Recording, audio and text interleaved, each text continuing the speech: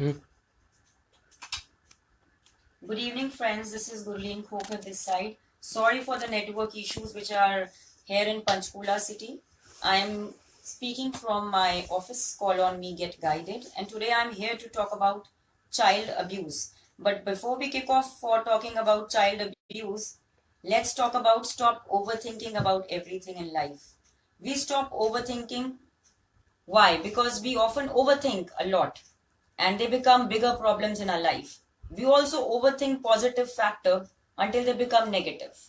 Overthinking can trigger a multitude of problems. When you overthink, your stress levels get elevated and your ability to decide gets impaired. You spend a lot of time in the negative zone that greatly restricts your decision making power and clouds your ability to even think clearly. While putting an end to catastrophic predictions, second guessing and rehashing is easier said than done. However, with consistent practice, you can keep yourself away from overthinking, and here are some great ways to do this. First is challenge your thoughts, and second is see things in a broader perspective. Practice mindfulness, which is picking up in India these days. What is mindfulness? It's just impossible to worry about tomorrow or rehash yesterday when you're living in the present. So why not start living in the present? And why to overassume about the future? Why to think about the past and create so much of stress in our minds daily? Realize that everything is not under your control. Mistakes are a part of life and at times nothing can be done about it. Remember, everyone whom you admire has made mistakes and failed. But they have seen those things as valuable situations to learn from. So don't try to control everything because nobody can see every possible scenario in advance. And I thank Shaurya organization to put across a topic which needs to be talked about boldly. Being a woman of substance and daughter of Wing Commander Bikram Dev Singh, a Shaurya Chakra Gallantry Awardee, I feel proud today to talk about these topics which people usually normally don't talk about, whether it's sex, whether it's child abuse, whether it's rape. So let's, without wasting any time, talk about child abuse and neglect. What is child abuse? Child abuse is any action by another person, adult or child, that causes significant harm to a child. It can be physical, sexual, or emotional, but can just as often be about a lack of love, care, and attention. We know that neglect, whatever form it takes, can be just as damaging to a child as physical abuse. An abused child will often experience more than one type of abuse, as well as other difficulties in their lives. It often happens over a period of time rather than being a one-off event, and it can increasingly happen online. We estimate that over 500,000 children are abused in the United Kingdom each year. Forget about India. What are the types of child abuse? Well, they are domestic abuse. Witnessing domestic abuse is child abuse, and teenagers can suffer domestic abuse in their relationships as well. There is sexual abuse. A child is sexually abused when they're forced or persuaded to take part in sexual activities. This doesn't have to be physical contact and it can happen online as well. Please note it can happen online as well. Well, there is neglect. Neglect is ongoing failure to meet a child's basic needs. It's dangerous and children can suffer serious and long-term harm. Please, parents, have a watch on your children.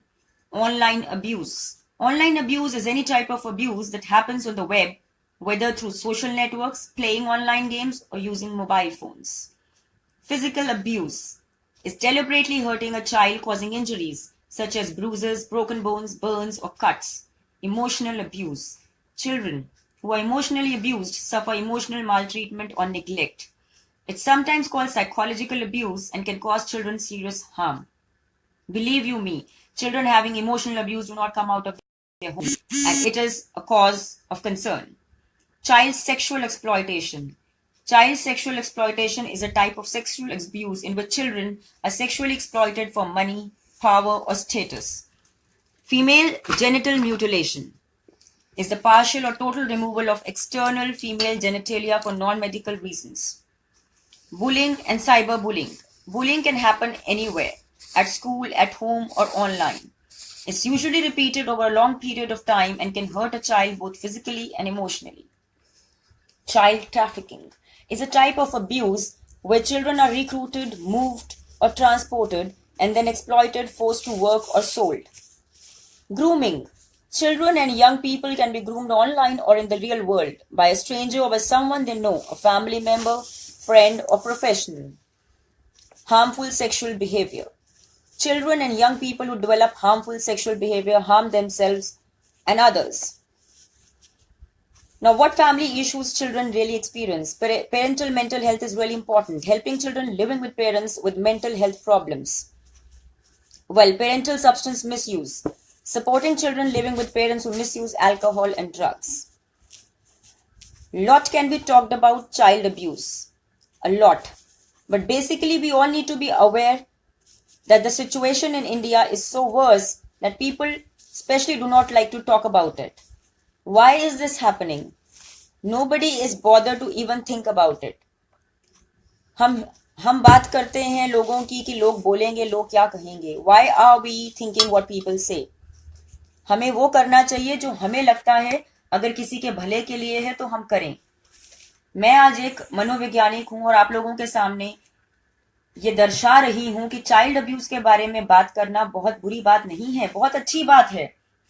अगर किसी बच्चे के साथ कुछ गलत हुआ है तो हम आवाज क्यों ना उठाएं और उन बच्चों को बचाएं जो माँ बाप घर में उनको निग्लेक्ट कर रहे हैं और नहीं देख रहे हैं और डर के मारे बैठे हैं कि हमारे बच्चे घर से बाहर ना निकलें.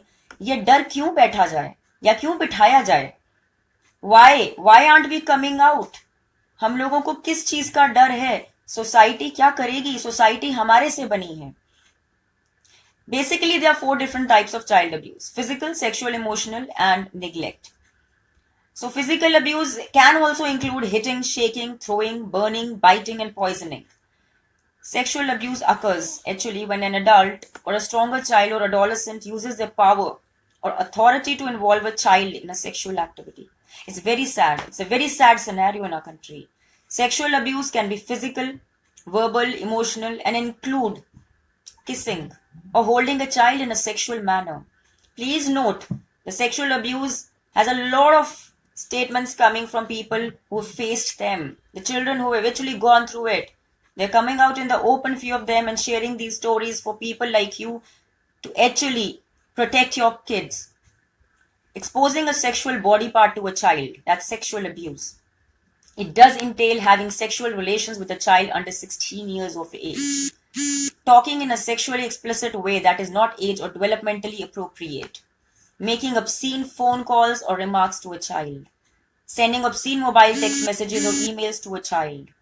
Fondling a child in a sexual manner. Persistently intruding on a child's privacy. Penetrating the child's vagina or anus by penis, finger, or any other object. Oral sex. Rape. Incest. Showing pornographic films, magazines, or photographs to a child. Having a child pose or perform in a sexual manner. Forcing a child to watch a sexual act. And child prostitution. Why does neglect happen? Neglect occurs when a child's basic necessities of life are not met and their health and development are affected. Basic needs, what do they include? What are the basic needs of a child? Food, housing, health care, educate, clothing, personal hygiene, hygienic living conditions, timely provision of medical treatment, educate, supervision. So, parents, I request all of you to actually look in the signs of the child abuse and neglect. Some journal indicators which children do not tell, or they may be under some pressure not to reveal. Some journal indicators which I'm talking are showing wariness and distrust of adults. They lack developing the trust on adults. Bedwetting is one. Demanding or very aggressive behavior. Sleeping difficulties, often being tired and falling asleep. Or very low self-esteem. Kids having child abuse, they have very low self-esteem. Difficulty relating to adults and peers. Using alcohol or drugs. Being seemingly accident-prone. Having broken bones or unexplained bruising. Burns or welts in different stages of healing. Being unable to explain an injury or providing explanations that are inconsistent, vague, or unbelievable. Feeling suicidal or attempting suicide. They regularly have these thoughts. Having difficulty concentrating. Being withdrawn or overly obedient kids. Being reluctant to go home. Creating stories, poems, or artwork about the abuse. And some of the indicators of a neglected child parents should look forward for. And these are malnutrition, begging, stealing, or hoarding food. Poor hygiene, dirty skin or body odor, unattended physical or medical problems, Comments from a child that no one is home to provide care, being constantly tired, frequent lateness or absence from school, inappropriate clothing, especially inadequate clothing in winter, frequent illness, infections, or sores, being left supervised for long periods. We all are in the age where everyone should make a difference in life of each one. Everybody has a child. So how to spot these signs and make a difference in our society? Because child abuse isn't just about black eyes. While physical abuse is shocking to the marks it leaves, not all child abuse is as obvious. Ignoring children's needs, putting them in unsupervised, dangerous situations, exposing them to sexual situations, or making them feel worthless or stupid are forms of child abuse and neglect. Regardless of the type of abuse, the result is serious emotional harm. But there is help available. If you suspect a child is being abused or neglected, it's important to speak out by catching the problem as early as possible. Both the child and the abuser can get the help they need. To start, it's important to separate the myths from the facts about the child abuse, and we should all know about it. Being parents and being the citizens of India, we should be well aware about the rights we are having. So, what's the myth about the child abuse? It's only abuse if it's violent. No, no, no. The fact is, physical abuse is just one type of child abuse. Child neglect, sexual and emotional abuse can be just as damaging, and since they aren't always as obvious, others are less likely to intervene. Myth: only bad people abuse their children. Not at all. Not at all. All abusive parents or guardians are intentionally harming their children. Not all abusive parents do that. Many have been victims of abuse themselves and don't know any other way to parent. Others may be struggling with the mental health issues or substance abuse problems.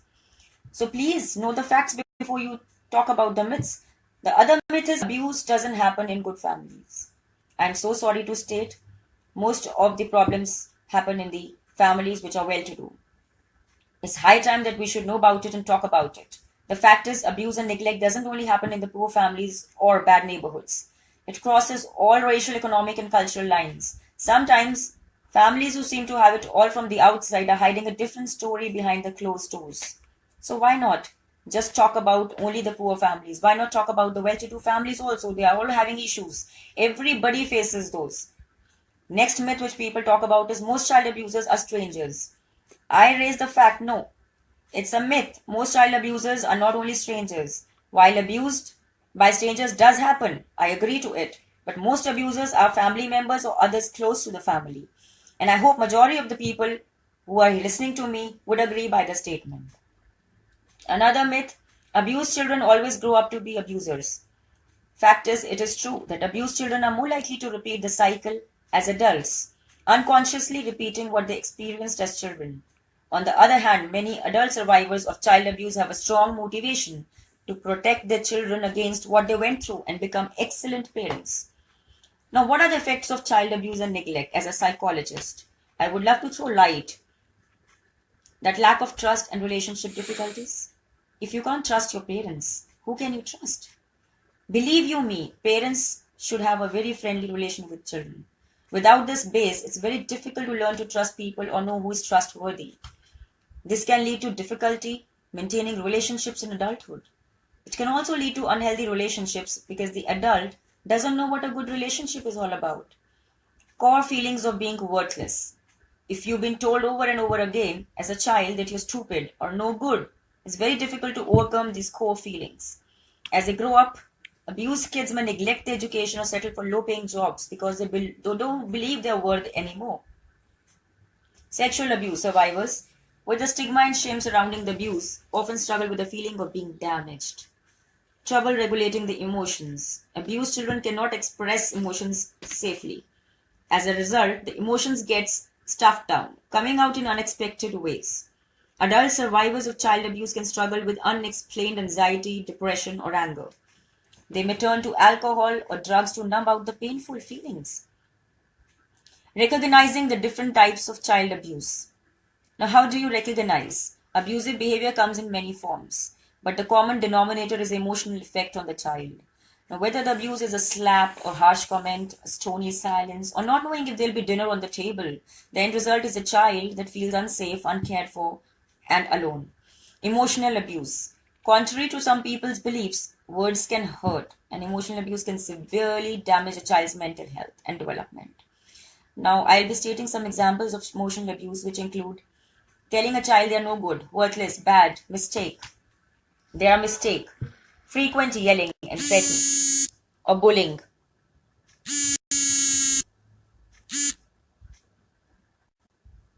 Ignoring or rejecting a child as punishment, giving them the silent treatment. Limiting physical contact with the child, no hugs, kisses, or other signs of affection. Exposing a child to violence against others, whether it's against the other parent, a sibling, or even a pet. Child neglect. A very common type of abuse is a pattern of failing to provide for the basic needs of the child, whether it's food, clothing, hygiene, or supervision, which I earlier talked about.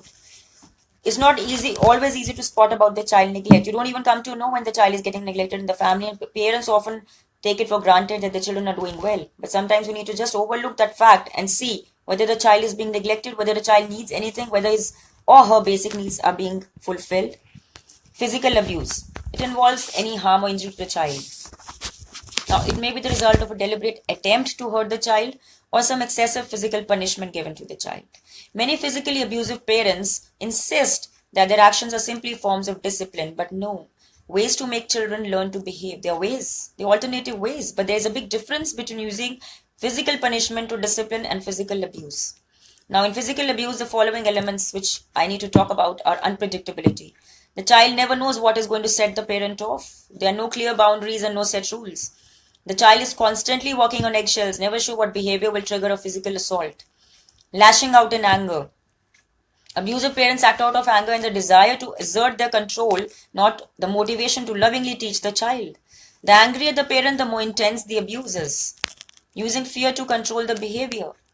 Abusive parents may believe that their children need to fear them in order to behave well.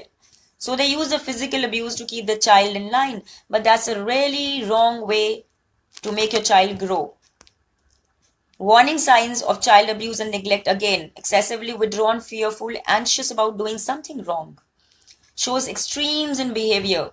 Extremely compliant, demanding, passive and aggressive child. Doesn't seem to be attached to the parent or the caregiver in the family. I'm sure many of the well-to-do families would be having a caregiver. Please have a look at the behavior of the caregiver. Don't leave your children in the hands of not a very good caregiver. Acts either inappropriately adult, taking care of the other children, or inappropriately infantile, like thumb sucking or throwing tantrums. Now, warning signs of the physical abuse I have already talked about, but still to talk about it. A child shies away from the touch, flinches at the sudden movements, or seems afraid to go to home. Injuries might be there on the body. Is always watchful, always on alert, as if waiting for something bad to happen. Is always negative. And then there are some bruises, welts, or cuts on the body. Wears inappropriate clothing to cover up injuries such as long sleeved shirts on hot days. Warning signs of child neglect. Obviously, there are clothes which are ill-fitted, filthy, or inappropriate for the weather. Hygiene is consistently bad. Unwashed hair, unbathed, noticeable body odor, untreated illnesses, and physical injuries. Is frequently unsupervised or left alone or allowed to play in unsafe situations. Is frequently late or missing from school. Risk factors for child abuse and neglect. Domestic violence is the foremost risky factor. Even if the abused parent does their best to protect their children, domestic violence is still extremely damaging. Getting out is the best thing for protecting your children. Alcohol and drug abuse. Parents who are drunk or high may be unable to care for their children. Make good parenting decisions or control often dangerous impulses. Substance abuse can also lead to physical abuse. Untreated mental illness. Parents who are suffering from depressions or some anxiety disorders or bipolar disorder and other mental illnesses may have trouble taking care of themselves, much less their children. A mentally ill parent may be distant and withdrawn from their children, or quick to anger without understanding why. Treatment for the caregiver means better care for the children. Lack of parenting skills. Some parents don't know how to treat the children. So I rather tell them to visit a counselor and get the knowledge of the required information. Visiting a counselor is not anymore a taboo. Some caregivers never learn the skills necessary for the good parenting. Teen parents, for example, might have unrealistic expectations about how much care babies and small children need. or parents who were themselves victims of child abuse may only know how to raise their children the way they were raised. Parenting classes, therapy, caregiver support groups are great resources for the learning better parenting skills. Stress and lack of support. Parenting can be a very time intensive, stressful job, especially if you're raising children without support from family and friends, or you're dealing with relationship issues or financial difficulties. I agree with it. Caring for a child with disabilities, special needs, or difficult behaviors is a challenge. So, salute to all those parents who are actually doing that without thinking about what others say. It's important to get the support you need so you're emotionally and physically able to support your child. Recognizing abusive behavior in yourself. Raising children is one of life's greatest challenges and can trigger anger and frustration in the most even tempered parent or guardian.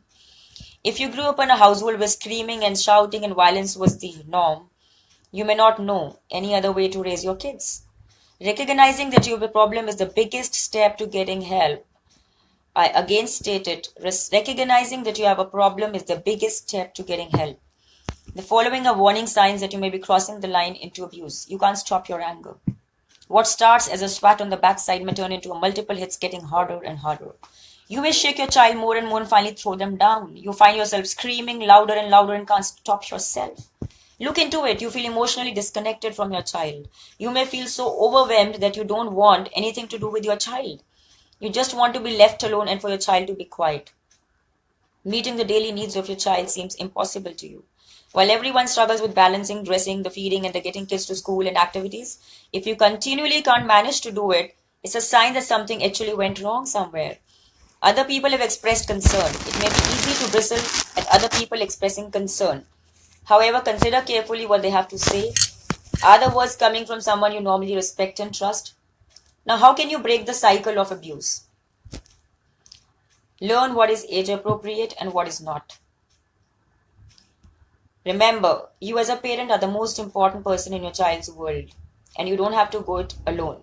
Help and support is readily available for the parents who are looking for such causes where a child has suffered from child abuse. So learn what is age appropriate and what is not. Having realistic expectations of what children can handle at certain ages will help you avoid frustration and anger at normal child behavior. Develop new parenting skills. Start by learning appropriate techniques and how to set the clear boundaries for your children. Parenting classes, books, and seminars are a way to get this information. You can turn to other parents for tips and advice. Take care of yourself. If you're not getting enough rest and support or you're feeling overwhelmed, you are much more likely to succumb to anger. Sleep deprivation, common in parents of young children, adds to moodiness and irritability, exactly what you are trying to avoid. Get professional help. Breaking the cycle of abuse can be very difficult if the patterns are strongly entrenched. If you can't seem to stop yourself no matter how hard you try, it's time to get help.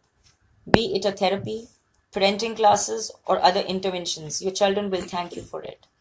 Learn how you can get your emotions under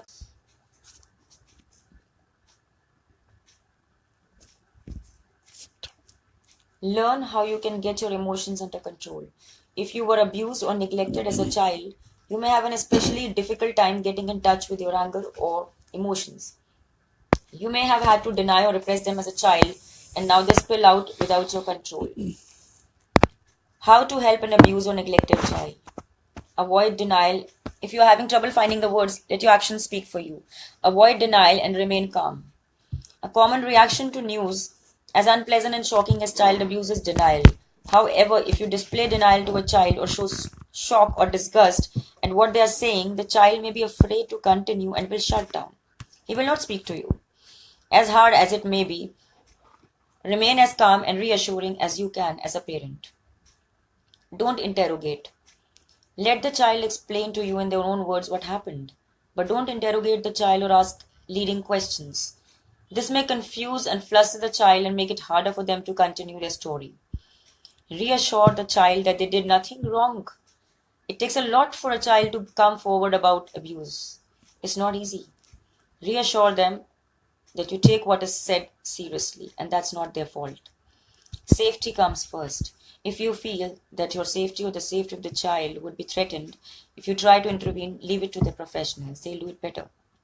Believe you me, there are some professionals who will deal with your children in a very better manner. You may be able to provide more support later on as parents. Reporting the child abuse is foremost important. If you suspect the child is being abused, it's critical to report it and to continue reporting each separate incidents of abuse as if it continues to reoccur. Each report you make is a snapshot of what's going on in the family. The more information you can provide, the better the chance of the child getting the help they actually deserve. Of course, it's normal to have some reservations or worries about reporting the child abuse. I don't want to interfere in someone else's family. Child abuse and neglect is not merely a family matter anymore, and the consequences of staying silent can be devastating for the child. Please, parents, have a thought about it. Do not neglect this child abuse. Please report it. What if I break up somebody's home? A child abuse report doesn't mean a child is automatically removed from the home unless they're clearly in danger. Parents may be first offered support such as parenting classes or anger management counseling. Anger management counseling is a very good idea. They will know it was me who called. Reporting is anonymous. In most places, you do not have to give your name when you report the child abuse. It won't make a difference what I have to say. If you have a gut feeling that something is going wrong, it's better to be safe than sorry. Even if you don't see the whole picture, others may have noticed as well, and a pattern can help identify child abuse that might have otherwise been overlooked. I am sure that with the amount of knowledge I have projected today about child abuse, it should be enough for anyone to think about that these are the issues we should be dealing with and we should be talking about it, because if we don't talk about it and we don't find happiness again in our lives, it's a very sad state in our nation for the kids who are actually fearing even talking to their parents about normal topics, about girlfriend boyfriend relations, about sex, about the quality of education our teachers are providing in the schools. What's happening in the schools? The teachers who are actually teachers, they don't have the aptitude to teach. Majority of the teachers in the school, they don't know how to teach. They talk about other things. But what is important is the reforms in the education system. We talk about blaming everybody. Are we actually getting into ourselves and looking at what are we doing for the nation? What as we as citizens of India are coming forward and talking about? Today, Gurleeen Khokhar is here to talk about child abuse. Are there many Gurleeen Khokhars in each home to talk about it boldly? Are there any of the women who actually talk openly about sex and is not taken into a different category? Please be more mature and wise enough to talk about these bold topics, whether you are being called as a bold woman or a bold man. But if you do not talk about it, there'll be problems deep down in the mind of the child or the adult which will suppress and can be harmful. And there are diseases happening in our country like cancer. People are dying of it. There are many diseases we don't talk about it. Mental health awareness is one topic I always keep spreading awareness about. So let's not children of our families suffer anymore. I feel parents should take the step forward, educate their children from grade to grade, age to age about the duties of what a child should be doing at a particular age. So here I am, signing off for the evening and hoping that you all who have listened to me will protect the kids, not overprotect, but protect their kids and make them wise enough to handle their decisions wisely in life. Make them confident to move out of their homes. Make them self-defensive. Join the classes, martial art classes. Try to protect your child. Tell your girl child to join these classes. Have self-defense mechanisms. But don't fear to approach anybody if you've had a problem. Why to fear? Where will the fear let us go? What will happen? What worse can happen than child abuse, sexual abuse, rape cases happening in our country? I would rather like to talk about rape as next topic in the organization. With all of you looking at me and hearing my audio, I request each of you to think about the problems in the family. Jot down the problems, whether it's with your wife, with the child. Look into it, segregate them and try talking. Try improving your communication within the family, which will help a lot. And try going for medical checkups every month. Help yourself, then only Lord will help you. I wish you all the very best for your future. Whosoever is watching my video, I wish that everybody doesn't only like this video, doesn't only share this video, but respects that in our nation, women like me are coming forward and talking about such a bold topic. And we should all be clubbing hands together and joining and forming societies where we actually look into a cause every single day and help contribute towards a progressive nation. Signing off, Gurleeen Khokhar. Have a nice time.